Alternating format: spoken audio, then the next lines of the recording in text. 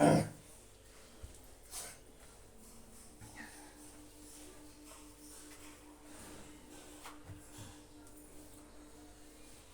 स्वतंत्रता, स्वतंत्रता,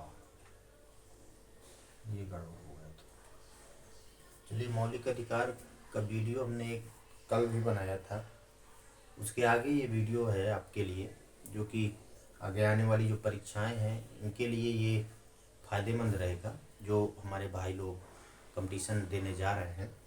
तो देखिए, मौलिक अधिकार जो कि अनुच्छेद 12 से 35 तक हैं हमारे संविधान में, भाग 3 में ये वर्णित है, जिसे हम संविधान का मैग्ना कार्टा भी बोलते हैं।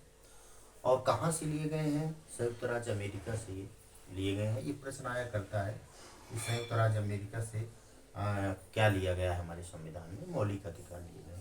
वैसे इनकी संख्या प्रारंभ में 7 थी, लेकिन 1978 में जो 44वां संविधान संशोधन, 40वां संविधान संशोधन हुआ था, जिसे हम संपत्ति का अधिकार कहते हैं, संपत्ति के अधिकार को वहाँ से हटा दिया गया, संपत्ति के अधिकार को। ये जो मौलिक अधिकार था, अब ये जो अधिकार है, अब ये केवल कानूनी अधिकार के रूप में रह गया। कौन सा? संपत्ति का अधिकार। ठीक है, ठीक, इतना यहाँ पे समझ में आया? ये परीक्षाओं में आया करता है। ठीक, अब यहाँ पर आप देख रहे हैं कि 6 संवैधानिक अधिकार हैं, 6 अधिकार है, मौलिक अधिकार, सॉरी 6, जिसमें से समता का अधिकार, जो समता का अधिकार है वो 14 से लेकर के 18 तक में है। इसमें क्या है कि कानून के समक्ष सभी समान, जाति, धर्म, रंग भेद ये ना मान करके समाज में जितने भी लोग हैं, जितने भी वय वर्ग के लोग हैं, जाति विशेष के लोग हैं, सब कानून की दृष्टि में समान है। ये हमें अधिकार देता है अनुच्छेद 14 से 18 तक, ये हमारे संविधान में। दूसरा है स्वतंत्रता का अधिकार। सभी जो प्राणी हैं, सभी जो मनुष्य है, सभी जो देश के वासी हैं, सभी स्वतंत्र हैं, कहीं भी जा सकते हैं, कहीं भी आ सकते हैं देश में, कहीं भी बच सकते हैं, कहीं भी रोजी रोटी अपनी कमा सकते हैं। अर्थात तो वो अपने संविधान उनको ये छूट देता है कि आप पूरे देश में कहीं भी जाइए, कहीं भी रहिए, कहीं भी अपना विकास करिए। तो ये आपका अनुच्छेद कहाँ से? ये 19 से लेकर के 22 तक ये अनुच्छेद माना जाता है। ठीक, माना है या है मौलिक अधिकारों में। फिर तीसरा है शोषण के विरुद्ध न्याय का अधिकार। ठीक है ना? तो अगर आपको कोई परेशान करता है, आपको कोई परेशान करता है, आपको कोई शोषण करता है, शारीरिक, मानसिक, ठीक है ना, आर्थिक, तो आप इन अनुच्छेद के अंतर, हमारा जो संविधान है वो आपको एक पावर देता है कि इस अनुच्छेद 23-24 के अंतर्गत आप न्यायालय में जा सकते हैं, न्याय की मांग कर सकते हैं।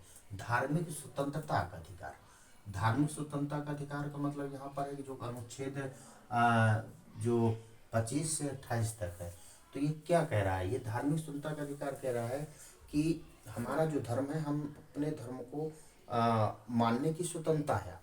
अपने धर्म को हम अपने हिसाब से मानेंगे। जो दूसरे लोग हैं, जो दूसरे वह धर्म के लोग हैं, वो अपने धर्म का अनुकरण करें, वो अपने हिसाब से उनको माने, है ना। तो ये स्वतंत्रता देता है हमारा धार्मिक स्वतंत्रता का अधिकार। हमारा जो संविधान है ये हमें बताता है कि आप अपने अपने धर्म को शांतिपूर्ण तरीके से मना सकते हैं, मान सकते हैं, कोई एक दूसरे को डिस्टर्ब नहीं करेगा। ये अनुच्छेद 25 से 28 तक है। शिक्षा एवं संस्कृति का आधार जो है, ये जो अनुच्छेद जो 29-30 है, जो ये मौलिक अधिकार है, आप कहीं भी शिक्षा ग्रहण कर सकते हैं। आप अपने संसाधन का प्रयोग करके आप कहीं भी जा सकते हैं, और कहीं भी जितनी भी आपको शिक्षा प्राप्त करनी हो, आप शिक्षा प्राप्त कर सकते हैं।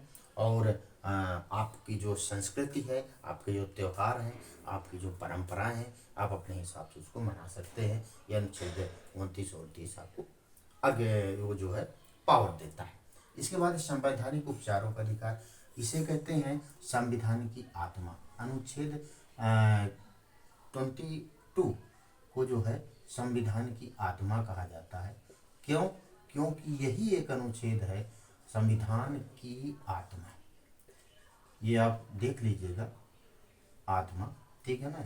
ये महत्वपूर्ण है, जो पूछा जाता है परीक्षाओं में। ये जो है ये आपको ये पावर देता है, ये आपको एक प्रकार से एक छूट देता है कि अगर आप किसी आपके ऊपर कोई अन्याय हो रहा है तो आप इस अनुच्छेद का प्रयोग करके आप न्यायालय जा सकते हैं, सुप्रीम कोर्ट जा सकते हैं, हाई कोर्ट जा सकते हैं। आप अपनी बात रखने के लिए आप हाई कोर्ट, सुप्रीम कोर्ट यहाँ तक भी जा सकते हैं। ये कौन सा अनुच्छेद है? ये 32 जो कि